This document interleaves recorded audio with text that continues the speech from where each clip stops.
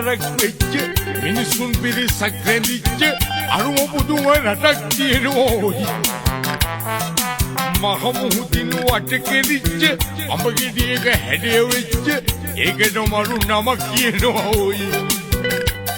ඒ රටේ මිනිස්සු තනිකර කෙලින්නේ පිස්සු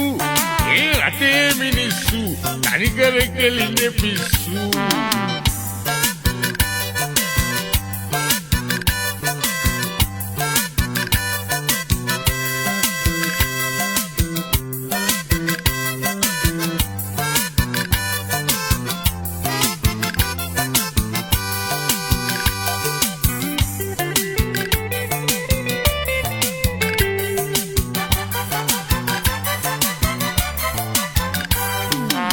එකෙක් නගිනකොට ඉහළට ඇහි කටු වෙන්නේ අනිකට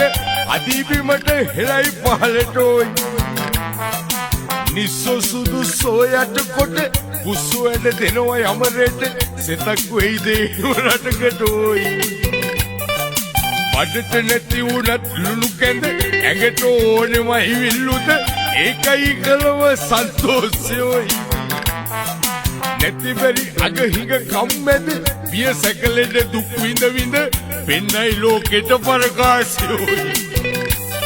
ඒ රටේ මිනිස්සු තනිකර කෙලින්නේ පිස්සු